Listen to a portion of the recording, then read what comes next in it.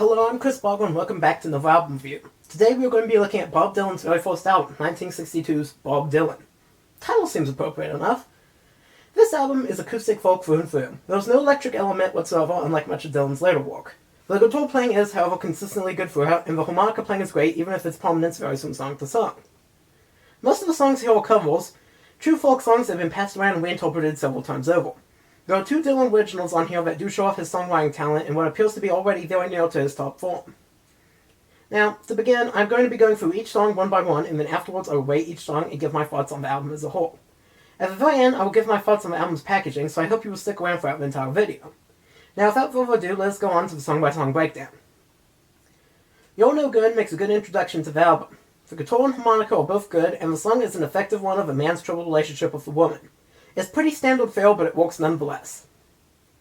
Talkin New York is the first of two completely original songs on the album, so this is essentially the song for which the original Bob Dylan fans got introduced to his style. This song is about Bob Dylan's initial impressions of New York during his first visit there. In true Dylan fashion, there are some great lines in here, especially the penultimate verse. In My Time of Dyin was already tried and true folk classic by 1962, and it fits in well with this album's material quite well. We've seen plenty of more out there versions and or variations of this song from bands like Led Zeppelin, but of all the versions that exist of this song in mid to late 20th century popular music, this is probably the version that creeps closest to the song's roots. You know, I want to see Madonna do a dance pop cover of In My Time of Dyin. That was something I'd pay good money to hear. Man of Constant Sorrow is a typical self-righteous suffering folk/blues song, and a good installment in that canon too, if I do say so myself. I particularly like this version. Dylan's harmonica is good and his vocal performance here is one of his best on the album, really selling the weariness in the lyrics. Fixin To Die is another song of the album on the theme of dying. It's possibly the best of the three on this theme. The song is one of the more up-tempo on the album, and Dylan's voice has a real nervous urgency to it on this song. I quite like it. Pretty Peggy-O is probably my personal favorite of the covers on the album.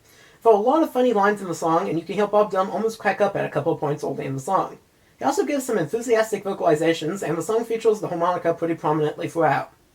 Woohoo! Highway 51 is one of the grittier songs on the album, with the guitar playing having quite a bit of a bite to it. That said, the lyrics to the song are among the weakest utilized on the album. It is a song about a man who isn't going to be traveling the familiar highway route to his girlfriend's house anymore after breaking up, but he does say if he dies he should be buried on said highway. It is an okay song, it just isn't among the best on the album. Now, before we go on to side 2 of the album, I want to remind you that if you like this style of album review, to please like this video, comment below, subscribe to my channel, and be sure to hit that bell button, as all these things help me out a great deal. Gospel Plow does seem to be a bit of an odd song for Bob Dylan to cover on this album, but nevertheless it is delivered decently. The song is essentially a Christian song about African American slaves keeping on going and surviving during the war they were forced into. Bob Dylan doesn't really seem like the most appropriate person to sing this song, considering the point of view of the song, but it's alright. Baby Let Me Follow You Down is a pretty standard song, but one that is very effective. There isn't much in the song's lyrics that isn't in the title, but the lyrics work surprisingly well for instrumentation to make a nice little song. What is probably to many the most familiar song on this album is House of a Rising Sun. While the later hit single version by The Animals features electric instrumentation including a prominent organ, Dylan's version features the same arrangement but played solely on guitar. This arrangement works very well here, and this is one of the best played songs on the album. Despite this though, I do find Dylan's lead vocal on the song to be one of his weakest on the album, although it may just be because I'm predisposed towards Eric Borden when it comes to this particular song, House of a Rising Sun. The lyrics on Dylan's version are mostly the same as the one by The Animals, but with a few key differences.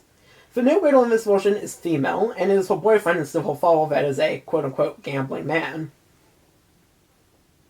Freight Train Blues is another simple song, but one that does work pretty well. At times Dylan does seem to be talking and playing a little too fast, and he maybe holds that one note for a little too long, but the little chuckle afterwards does kind of make up for it. Overall, this performance does feel a little tongue-in-cheek, with Dylan sounding like he's about to crack up laughing, like a couple of others on the album. While he has a similar vibe on later albums, there's more of a disdainful laugh as opposed to here where it feels more genuine. At last we come to the second of the two original songs on the album. Song to Woody is a song essentially shouting out Dylan's biggest influence, Woody Guthrie. During the song, Dylan also shouts out other folk and blues artists that played with Guthrie like Leadbelly.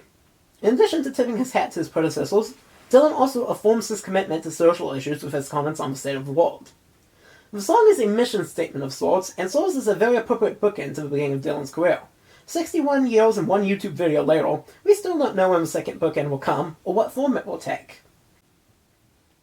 See that My Grave is Kept Clean does feel a bit of an anticlimactic ending to the album after the previous track, but nevertheless it is another well-performed folk song, if somewhat unremarkable compared to Dylan's greater discography. And for my final song rankings of the album, I give You're No Good, 7 out of 10. Talkin New York, 7 out of 10. In My Time of Dyin, 6 out of 10. Man of Constant Sorrow, 7 out of 10. Fixin To Die, 7 out of 10. Pretty Peggy-O, 7 out of 10. Highway 51, 6 out of 10. Gospel Plow, 5 out of 10.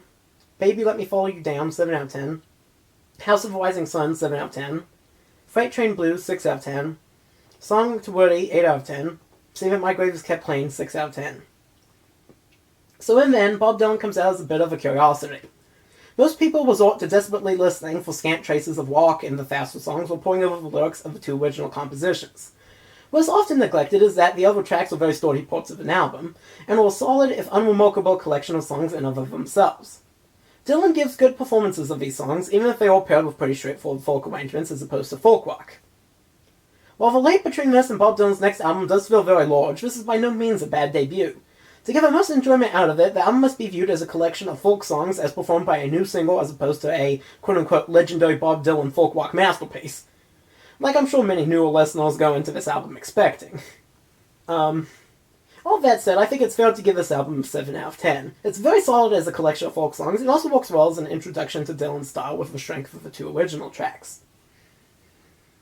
Alright, now before we go on and finish up the video, I do want to say that I always like to look at the album's packaging and the sleeve. This is a 70s repressing, which leads to there being kind of a few funny quirks with it, most notably the fact that it's a stereo up there and stereo up there, and it's this mono there. I mean, which is it? Is it stereo or mono? I think this is in stereo, but still, it's kind of funny that it says both stereo and mono on it. Very nice picture of Bob Dylan on here. Got kind of bright red text, that looks good. Quite like this photo of him against kind of a grayish, bluish, maybe sky background. I'm sure this was probably in a studio. But yeah, pretty good picture of him. He looks awfully young, but he looks kind of cool. The back has actually some helpful liner notes, more helpful than the liner notes of most of Bob Dylan's albums, since these ones were actually kind of legible as opposed to just random nonsense. It does include some interesting kind of details about his background and also about the songs. It is very nice. I quite like that. There isn't really anything on the liner or the label that's too interesting. But yeah, I think this is a pretty good sleeve, especially as far as Dylan's sleeves go. He does tend to have pretty good front cover photos, but without a bunch of bells and whistles. And I think this is a very good photo of him. So yeah, I would say this is a very good album cover. So, once again, thank you everyone for watching if you made it this far in the video. I hope to see you in another album review, and I hope you have a great rest of your day.